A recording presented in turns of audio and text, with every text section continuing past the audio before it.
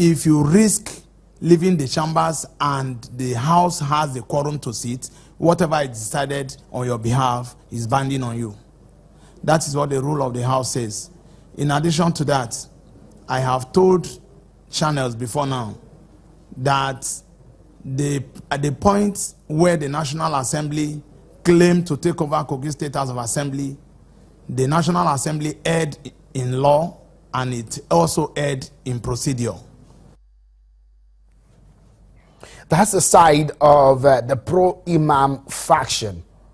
Well, let's get some other perspective into this matter. Honorable Aliyu Ako, a Deputy Speaker of the Kogi State House of Assembly on the pro-Jimo faction, joins us from our Abuja studio, and we'll be getting some legal perspective to a senior advocate of Nigeria, Mr. Dafe Akpadeye, will be joining us on the program also. Many thanks, gentlemen, for coming on the program. Let me quickly come to you, Honorable Aku, on this matter. It looks so much like some of our colleagues who are sitting now have suspended some members of the House, including yourself. What is the stand of your group on the suspension and the activities going on in the Kogi State House of Assembly at the moment?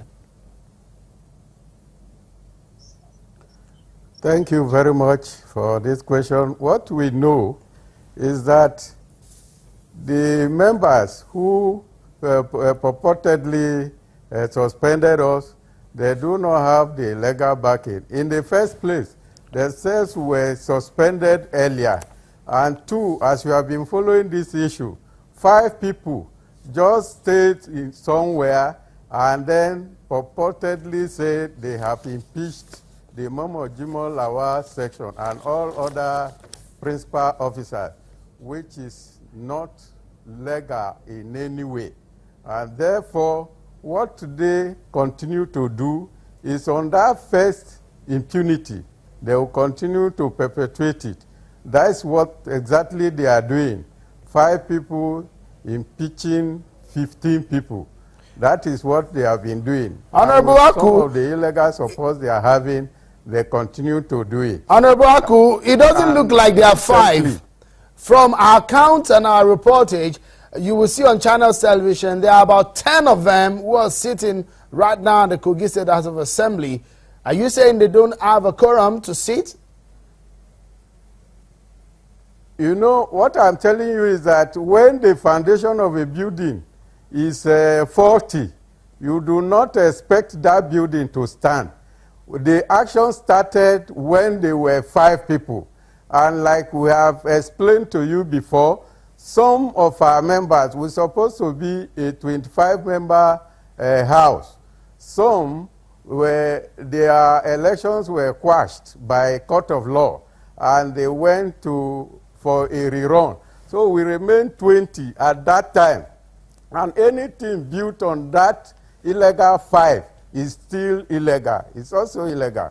And when those ones came, they coerced them into their own group, and that's why what they are saying. But we know by law that the action had already been taken by the 5 people. These other people did not take these actions with them. They only joined them at the later part. And anything built on faulty foundation is also faulty. Oh, interesting that you're saying this. Some of these your members you're talking about, the pro-imam faction, there was a committee that was set up, a 5-man committee led by Honorable John Abba, and in its findings said that the crisis in the House of Assembly in Kogi State was heated up by some members belonging to your group and who conniving with some people who have vested interest in the Kogi State House of Assembly and have misled the National Assembly, leading to the taking over of the Assembly. Is it true that you're conniving with some people who have vested interest in the House of Assembly? That is not true. They have decided to label whatever they want to say to justify their own issue. All we know is that 5 people just declared that they have suspended the headship of the State Assembly, which is not legal. They do not form quorum. And then we decided to report the case to the National Assembly, for them to look into it. And they came, they took their action as it's supposed to be. They have already declared that they have taken over, and today, when they have taken over, these people have no business again to get to the house, if not because of the impunity that they continue to perpetuate. They're supposed not to, again. But there are, in the National Assembly's findings, it was being said that there was crisis in the Assembly, which looks like they're not able to sit. But it looks like they are sitting. From the video that we have and from the report that we have. Some of your other colleagues are sitting there. It doesn't look like there is enough commotion or crisis that could stop them from sitting. You know, one thing with the assembly issue is that if you are two sections and probably the executive has taken side against one part, and that part, they stand at risk to come to the house, it is judged that there is crisis in that house. What is stopping your group from going to the House of Assembly? Killed or somebody is wounded. Honorable Aku, what is stopping your group from going to the house complex there in Lokoja? Is anybody stopping you from going to the complex there to sit with your colleagues?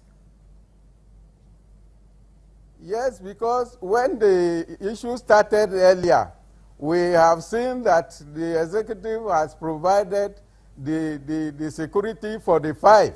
And even later on, they moved to government house to do some of the activities they do illegally in government house. I think we don't need to be told, we don't need the soothsayer to tell us that even our lives were at risk. Oh, okay, let's get some legal perspectives into this matter, because it looks like a legal conundrum now with the way things are going in the House of Assembly in Kogi State. And that's why we bring in a senior advocate of Nigeria to weigh in on this matter. Many thanks, Mr. Akwede, for joining us on the program.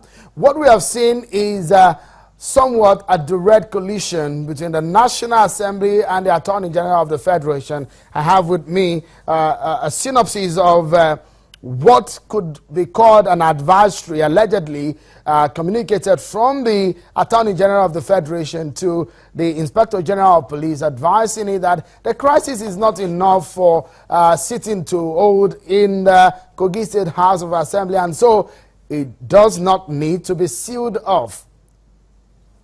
Good evening. Indeed, what you said is obviously right, a real conundrum.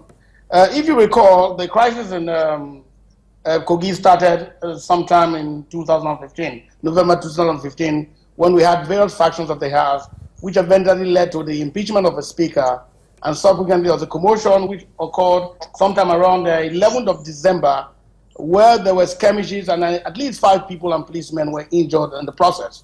It was based on this that the National Assembly waited in first the lower house, which came up with a resolution that proceeding to the House in line with Section 11, subsection 4 of the Regnant Position of 99 Constitution to, as it were, suspend the House and take over proceedings. They got concurrence from this on March 17, 2016, when the Senate concurred to support that position. That constitutional position is what is created in our Constitution. I truly wonder if, on the doctrine of separation of powers, which involves both the executive, legislature, and even the court, whether a member of the executive can, in all seriousness, give any directive to go against that. I dare say that would be acting or traverse the powers of his. If there's any confusion as to whether what the National Assembly did was right or wrong, the proper forum to go will, of course, be the court of law, and not for any member to accentuate positions and take a position like we have seen. I truly believe that if all the facts are put on ground, the Honorable Attorney General might have a rethink if he said what he did. But if you look at his statement said by him, indeed, I listened to your statement carefully when you reiterated it, and it was one of he more interested in protecting lives and property. I didn't see him saying, go and open the Kogi State Assembly for parties to deliberate. So he seemed to be alluding that there perhaps might not have been enough legal reasons to have for the National Assembly to have given the directive they did to shut down the assembly. But again, also, like I said, that position is one of the National Assembly, as it's stated by Section 11, Subsection 4 of the 99 Constitution, and that is not one for the Attorney General to make. The Nigerian police, the Inspector General of Police is at the middle of this matter because the Inspector General of Police is directly ordered to seal it off. And the advisory from the Attorney General now saying that, look, as the advisor, the legal officer of the nation, from my own interpretation and interpretation from the Office of Attorney General, you do not really need to seal it off. It's an advisory. Should the Attorney General of the Federation be prosecuted for just what it could be referred to as an advisory on this matter? Just perhaps to help the police. You see how you are diluting it already by saying it's an advisory. Understandably, the House has summoned him for him to come and explain what exactly he did say and to give the import of it. Like you said, the Inspector General of Police obviously is in the middle of this all, and because, as it were, a member of the executive is given an advisory for him to do an act. I'm sure that he, reading the lines of the Constitution, so Marazi himself is a lawyer, and I'm sure that he will read the lines very clearly and understand that where the constitutional powers are in this regard. If the National Assembly has erred, obviously, like I said to you, where to ventilate that position will obviously be the court of law and not for a member of the executive giving that directive. We take a moment on the program, and when we return, more on this matter because, well, it looks so much like the executive and the legislature, they're heading for a showdown on this matter. What is the way out? And that's what we'll be finding out right after now. Stay with us.